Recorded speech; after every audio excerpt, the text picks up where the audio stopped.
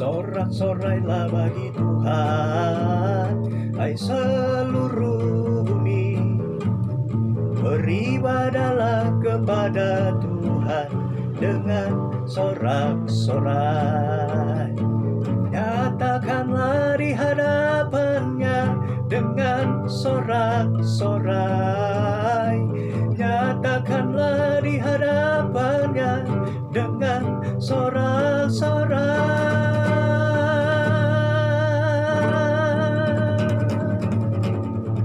Sebab Engkau mulia dan layak dipuji, yang duduk di tahta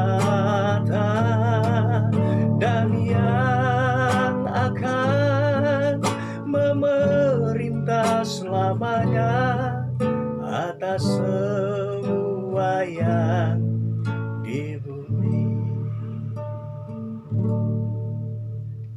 Tuhan, pada saat ini kami mau mendengarkan firman-Mu. Biar firman-Mu memberikan kekuatan bagi kami, untuk kami senantiasa bisa mempermuliakan nama-Mu di dalam kehidupan kami. Dalam nama Yesus, kami siapkan hati mendengarkan firman. Haleluya. Amin. Kita buka Matius 16 ayat yang ke-24.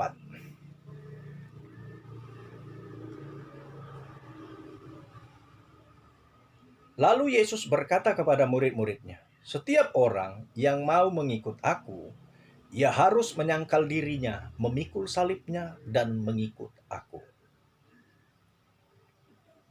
Tuhan memberikan satu jalan kepada kita untuk menerima kebahagiaan, sukacita, dan juga pertolongan di saat kita memerlukannya. Semua itu saya rangkum dengan kata keajaiban Tuhan untukmu. Yang pertama kita melihat di sini, Tuhan mau kita menyangkal diri. Menyangkal diri di dalam Kamus Besar Bahasa Indonesia itu berarti tidak membenarkan diri. Dengan kata lain, fokus kita hanya menyenangkan Tuhan. Karena diri kita ini tidak layak di hadapan Tuhan. Walaupun kadangkala kelihatannya kita beribadah, diri kita tidak layak di hadapan Tuhan. Hanya oleh kasih karunia dari Tuhan Yesuslah, maka kita bisa berharga di mata Tuhan. Nah, kita melihat di sini seorang yang begitu kuat di dalam ibadah, tapi mereka selalu merasa dirinya paling benar, merasa paling hebat, dan hal itu membuat mereka ditinggalkan oleh Tuhan. Kita lihat dalam Matius 16 ayat yang pertama. Kemudian datanglah orang-orang Farisi dan Saduki hendak mencoba Yesus. Mereka meminta supaya ia memperlihatkan suatu tanda dari sorga kepada mereka. Kemudian Matius 16 ayat 4. Angkatan yang jahat dan tidak setia ini menuntut suatu tanda. Tapi kepada mereka tidak akan diberikan tanda selain tanda Nabi Yunus. Lalu Yesus meninggalkan mereka dan pergi. Tuhan Yesus meninggalkan mereka yang hanya berusaha untuk memuliakan dirinya sendiri. Tapi bagi orang yang fokus untuk menyenangkan hati Tuhan, disitulah Tuhan senang kepada mereka. Disitulah mata Tuhan tertarik kepada mereka. Mari kita melihat orang-orang yang menyenangkan hati Tuhan. Apa yang mereka terima? Matius pasal 16, ayatnya yang ke-9 dan ke-10. Belum juga kamu mengerti, Tidakkah kamu ingat lagi akan 5 roti untuk 5.000 orang itu? Dan berapa bakul roti kamu kumpulkan kemudian? Ataupun akan 7 roti untuk 4.000 orang? Dan berapa bakul kamu kumpulkan kemudian? Bagi orang yang fokusnya menyenangkan hati Tuhan, maka Tuhan memberkatin apa yang ada pada mereka. Di sini yang ada pada mereka adalah roti. Ia gandakan roti mereka, sehingga roti mereka menjadi roti ajaib yang sanggup bukan saja memuaskan perut mereka, tapi juga memuaskan orang-orang yang ada di sekitar mereka. Sebab itu, marilah, jadilah orang yang fokusnya menyenangkan hati Tuhan dengan cara menyangkal diri. Apapun yang kita perbuat, biarlah kita perbuat untuk kemuliaan nama Tuhan, bukan kemuliaan nama kita sendiri. Karena di saat kita mempermuliakan nama Tuhan, Tuhan tahu memberikan apa yang paling terbaik bagi kita. Dan yang kedua, Tuhan menyatakan kepada kita dalam Matius 16 ayat 24 tadi adalah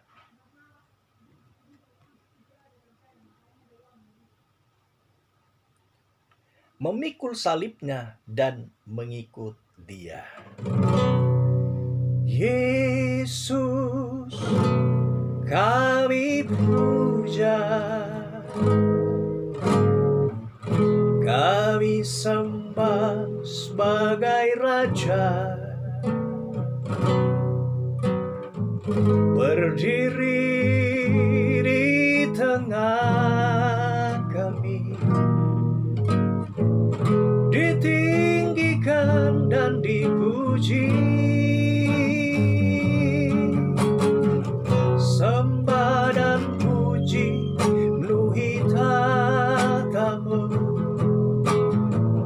sembah dan puji penuhi tatamu, sembah dan puji penuhi tatamu. Yesus Tuhan adalah Raja.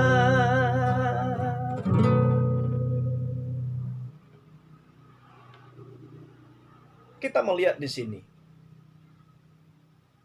Matius pasal 16 ayat yang ke-21.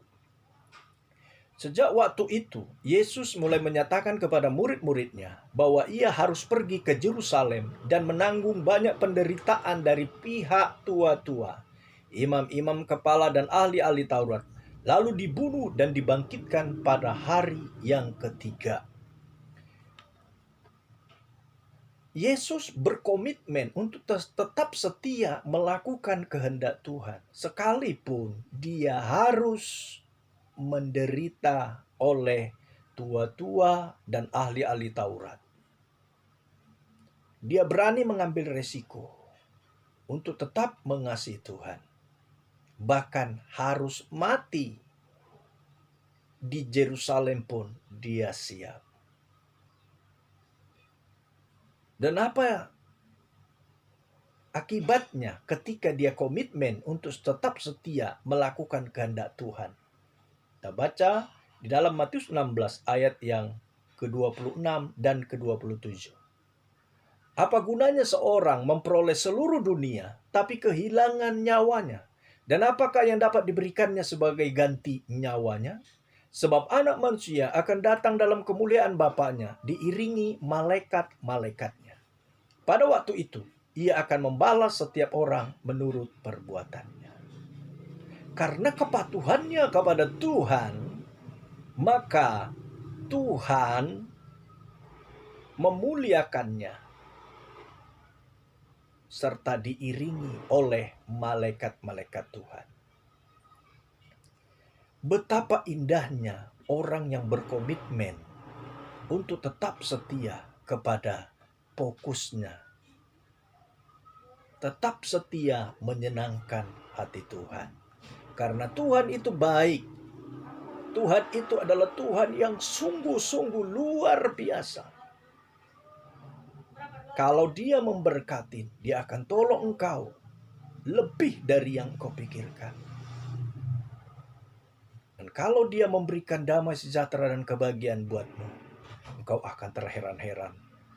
Engkau akan berkata, "Ku sembah Kau Tuhan, ku mengangkat tanganku selamanya, Kau ajaib bagiku. Ku sembah Kau Yesus, ku mengangkat suaraku selamanya, Kau ajaib selamanya, Kau heran bagiku." Kita melihat salah satu contoh lagi, orang yang komitmen untuk tetap setia melakukan kehendak Tuhan. Kita baca dalam Matius 16 ayat yang ke-22. Tetapi Petrus menarik Yesus ke samping dan menegur Dia. Katanya, "Tuhan, kiranya Allah menjauhkan hal itu. Hal itu sekali-kali takkan menimpa Engkau." Maka Yesus berpaling dan berkata kepada Petrus, "Enyahlah iblis, engkau suatu batu sandungan bagiku, sebab engkau bukan memikirkan apa yang dipikirkan Allah, melainkan apa yang dipikirkan oleh manusia." Yesus berkata kepada Petrus, "Enyahlah iblis." Coba kita lihat dalam Yohanes pasal 6, ayatnya yang ke-6. 60 maksudnya. Sesudah mendengar semuanya itu, banyak dari murid-murid Yesus yang berkata, "Perkataan ini keras, siapakah yang sanggup mendengarkannya?" Pada waktu Yesus berkata kepada Simon Petrus, "Enyahlah iblis," ada juga di antara para murid yang lain mendengarkannya dan berkata, "Perkataan ini keras." Sangat tidak masuk akal seorang yang mengasihi Tuhan memaki-maki bahkan mengutuk muridnya sendiri. Kalau bahasa kerennya sekarang, sebentar melayani, sebentar lagi mengutuk, sebentar berdoa, sebentar lagi merepet. Dan dalam Yohanes 6 ayat 66 dikatakan, mulai dari waktu itu banyak murid-muridnya mengundurkan diri dan tidak lagi mengikut Dia. Tapi apa yang dilakukan Petrus? Dia tetap komitmen untuk tetap setia melakukan kehendak Tuhan. Kita baca dalam Yohanes 6 ayat 67 dan 68. Maka kata Yesus kepada ke-12 muridnya, "Apakah kamu tidak mau pergi juga?" Jawab Simon Petrus kepadanya, "Tuhan, kepada siapakah kami akan pergi? Perkataanmu adalah perkataan yang hidup dan kekal." Dengan kata lain, Petrus berkata, "Tuhan, Engkaulah fokus kami. Kalaupun Engkau mengatakan kami iblis, Engkau bisa merubah menjadi kebaikan untuk kami." Sama seperti yang dialami oleh wanita Sirofenisia. Tuhan berkata kepadanya, "Anjing." Tapi wanita ini terus menyembah Yesus dan berkata, "Tuhan, anjing pun dapat remah-remah dari tuannya." Tetap komitmen, setia mengikut Tuhan. Walaupun tidak ada kejelasan nasib daripada Petrus pada saat itu karena dikatakan iblis. Dan itu bukan 4 mata. Tapi ada yang mendengar. Harga diri dipertaruhkan untuk tetap setia mengikut Yesus. Itulah salib. Itulah penderitaan. Tapi Petrus tetap setia kepada komitmen kepada Tuhan. Dan lihat yang terjadi dalam kehidupan Petrus. Kita melihat dalam Kisah Para Rasul 5, ayatnya yang ke-15 dan 16. Bahkan mereka membawa orang-orang sakit keluar ke jalan raya dan membaringkannya di atas balai-balai dan tilam, supaya apabila Petrus lewat, setidak-tidaknya bayangannya mengenai salah seorang dari mereka. Dan juga orang banyak dari kota-kota di sekitar Yerusalem datang berduyun-duyun serta membawa orang-orang sakit dan orang-orang yang diganggu roh jahat, dan mereka semua disembuhkan. Yesus berhasil menjadikan Petrus murid yang sejati. Murid yang sejati adalah murid yang mengalami keajaiban seperti yang dialami oleh gurunya. Bahkan muridnya kadang-kadang lebih hebat daripada gurunya dalam melakukan keajaiban. Kita melihat di sini bayangan Petrus bisa menyembuhkan. Tetaplah komitmen untuk tetap mengasihi Tuhan Yesus. Maka kau akan terus mengalami mujizat Tuhan. Ku sembah Kau Tuhan, ku mengangkat suaraku, selamanya Kau ajaib bagiku.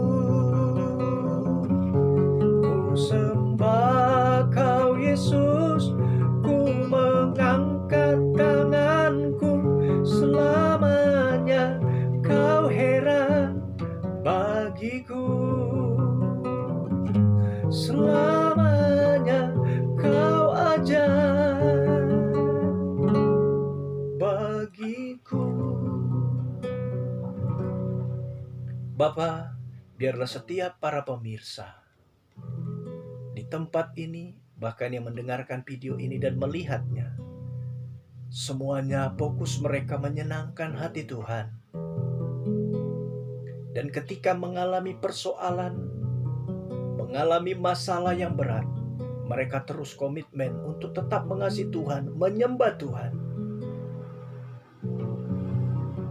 Dan di dalam nama Yesus, mereka memperoleh keajaiban daripada Tuhan. Terima kasih Tuhan atas keajaiban-Mu ini. Di dalam nama Yesus kami berdoa dan bersyukur.